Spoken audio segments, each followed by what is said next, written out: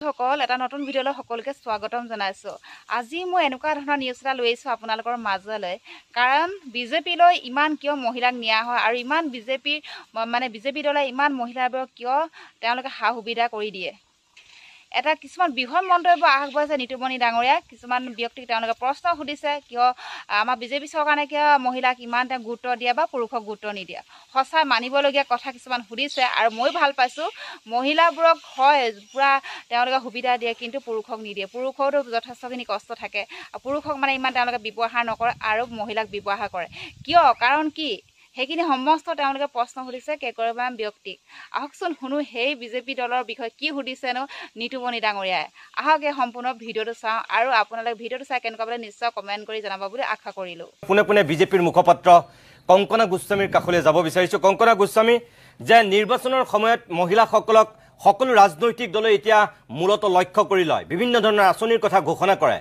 ভাৰতীয় জনতা পাৰ্টি কি কেন্দ্ৰ কি ৰাজ্যসমূহত আমি দেখিছোঁ যে একেই আঁচনি। আমাৰ অসমৰ যিবিলাক আঁচনি আছিল, মধ্যপ্ৰদেশত নামটো সলনি হৈছে। বিজেপিয়ে সেই আঁচনিক লৈ পেলাই তাত আকৌ চৰকাৰ নিজৰ হাতলৈ আনিবলৈ সক্ষম হৈছে। এইবাৰ আমি নিৰ্মলা সীতাৰমণৰ মুখতো বাজেট দিয়াৰ সময়ত আমি শুনিবলৈ পাইছোঁ মহিলাকেন্দ্ৰিক বিভিন্ন আঁচনিৰ কথা কৈছে। স্বয়ং নৰেন্দ্ৰ মোদীয়ে কৈ আছে নৱভাৰতৰ যি 4টা চৰ্ত দিছে, যে যুৱক, কৃষক, মহিলা আৰু দুৰ্নীতি, এই 4টা মূল স্তম্ভ কৰি পেলাই নৱভাৰতৰ ভেটি নিৰ্মাণৰ কথা তেওঁ কৈছে। অৰ্থাৎ মহিলাক সকলোতে অগ্ৰাধিকাৰ দিছে। বেটি পঢ়াও বেটি বচাও শ্লোগান আছেই। আপুনি কি বুলি ভাবে যে সঁচাকৈ মহিলাৰ ওপৰত ইমান ৰাজনৈতিক দলবিলাকে ইমান গুৰুত্ব প্ৰদান কৰাৰ মূল কাৰণ কি? তাৰমানে যে ভোটটোৰ কাৰণে নে সঁচাকৈ সম বিকাশ সম উন্নয়ন সেইটো বিচাৰিছে?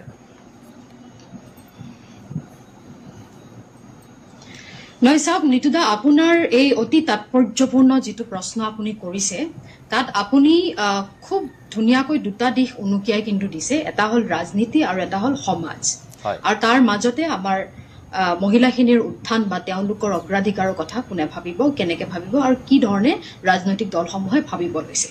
এতিয়া প্ৰথম কথাটো হ'ল যে এটা ৰাজনৈতিক দলে জনগাঁথনিৰ যিকোনো এটা অংশক কিমান অগ্ৰাধিকাৰ দিয়ে, কিমান গুৰুত্ব দিয়ে, এই কথাটোৰ মাপকাঠি হ'ল তেওঁলোকে মহিলাসকলক কেৱল আঁচনি দি তেওঁলোকক ভোট বেংক হিচাপে ব্যৱহাৰ কৰিব বিচাৰে, নে তেওঁলোকক ৰাজনৈতিক অংশীদাৰিত্ব, ৰাজনৈতিক প্ৰতিনিধিত্বও তেওঁলোকক দিয়ে বা তেওঁলোকৰ ৰাজনৈতিক প্ৰতিনিধিত্ব সুনিশ্চিত কৰে। কাৰণ there is a thin lining between political participation and political representation. এতিয়া ভাৰতীয় জনতা পাৰ্টীৰ দৰ্শন আদৰ্শ আৰু ভাৰতীয় জনতা পাৰ্টীৰ ৰাজনৈতিক পৰিক্ৰমা যদি আপুনি লক্ষ্য কৰে, মহিলাৰ উত্থান, মহিলাৰ অংশীদাৰিত্ব আৰু মহিলাৰ প্ৰতিনিধিত্ব always has been high on the agenda of the Bharatiya Janata Party. আজি যদি আপুনি ভাৰতীয় জনতা পাৰ্টিৰ শাসনকাল আপুনি যদি পৰ্যবেক্ষণ কৰে, তেতিয়াহ'লে 17 সংখ্যক লোকসভাত আপুনি দেখিবলৈ পাব 42 গৰাকী মহিলা সাংসদেৰে সংসদত এটা দলৰ মহিলা প্ৰতিনিধিত্ব সৰ্বকালৰ সৰ্বাধিক।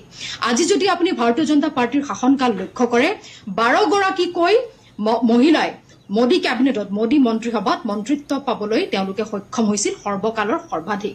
আজি যিখন নাগালেণ্ডত মহিলাৰ সংৰক্ষণ, আসন সংৰক্ষণৰ নামত হিংসাত্মক পৰিস্থিতিৰ এসময়ত সূচনা হৈছিল, সেইখন নাগালেণ্ডত কিন্তু আজি 33% মহিলাৰ আসন সংৰক্ষণৰ কথা বতৰাবোৰ কিন্তু ভাৰতীয় জনতা পাৰ্টিৰ পৃষ্ঠপোষকতা আৰম্ভ হৈছিল।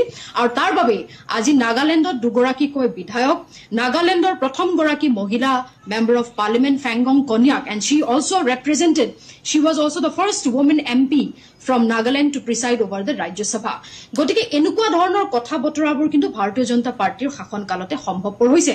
আজি ভাৰতবৰ্ষৰ প্ৰথম গৰাকী মহিলা প্ৰতিৰক্ষা মন্ত্ৰী, ভাৰতবৰ্ষৰ প্ৰথম গৰাকী মহিলা বিত্তমন্ত্ৰী, ভাৰতবৰ্ষৰ প্ৰথম গৰাকী এক্সটাৰ্নেল এফেয়াৰ্ছ মিনিষ্টাৰ কিন্তু আমি ভাৰতীয় জনতা পাৰ্টিৰ শাসনকালতেই পাইছো। মই ইয়াত আপোনাক ইণ্ডিয়ান নেশ্যনেল কংগ্ৰেছৰ লগত কিন্তু এটা তুলনাত্মক পৰ্যবেক্ষণো দিম। আজি যদি আপুনি চায় যে তেওঁলোকে এগৰাকী মঞ্চত উপবিষ্ট এগৰাকী সন্মানীয় বক্তাই কৈছে যে আমি জুমলাবাজি কৰিছো। আপুনি যদি পৰ্যবেক্ষণ কৰে, জৱাহৰলাল নেহৰুৰ প্ৰথমটো কাৰ্যকালত কেৱল এগৰাকী মহিলাই মন্ত্ৰিত্ব পাইছিল আৰু দ্বিতীয়টো কালত এগৰাকীও মহিলাই মন্ত্ৰিত্ব পাবলৈ সক্ষম নহল। আজি ইন্দিৰা গান্ধীৰ তৃতীয়টা কাৰ্যকাল 1967 to 61, 71 to 77 আৰু 1980 to 1984, তৃতীয়টা কাৰ্যকালত কিন্তু not even a single women minister got position in Indira Gandhi's cabinet. আজি ৰাজীৱ গান্ধীৰ কাৰ্যকালত চাওক কেৱল আৰু কেৱল মাত্ৰ এগৰাকী মহিলা গতিকে জুমলাবাজি কোনে কৰিছে আৰু সঁচা অৰ্থত মহিলাক অগ্ৰাধিকাৰ মহিলাক প্ৰত্যক্ষভাৱে মৰ্যাদা সম্পন্ন তেওঁলোকক গুৰুত্ব আৰু অগ্ৰাধিকাৰ কোনে দিছে সেইটো কিন্তু আজি ৰাইজে বিচাৰ কৰিব এতিয়া আপুনি আৰু এটা কথা কৈছে আপুনি সামাজিক যেটো মহিলাৰ অৱস্থান সমাজত যেটো মহিলাৰ গুৰুত্ব আৰু অধিকাৰ এটা অৰ্থবহ তেওঁলোকক মানে মৰ্যাদা দিয়াৰ দিশত ভাৰতীয় জনতা পাৰ্টিৰ কিন্তু গভৰ্নেন্স আৰু পলিচিও আপুনি লক্ষ্য কৰিব লাগিব ইয়াত আপুনি চাওক 2020 বৰ্ষত প্ৰথমবাৰৰ বাবে মহিলাক ইণ্ডিয়ান আৰ্মি আৰ্টিলাৰী ৰেজিমেণ্টত কমিশনিং কৰা হৈছিল ভাৰতীয় জনতা পাৰ্টিৰ শাসনকালত 2018 বৰ্ষত ইণ্ডিয়ান এয়াৰ ফৰ্চত প্ৰথম ফাইটাৰ পাইলট যুঁজাৰু বিমান চালক হিচাপে আৱানী Chaturvedi was the first she scripted history by becoming the first women fighter pilot আজি আপুনি চাওক ভাৰতীয় ৰেল সেৱাৰ যদি আপুনি 166 বছৰৰ পৰিক্ৰমা আপুনি যদি লক্ষ্য কৰে আপুনি Jaya Barma Sinha was the first woman CEO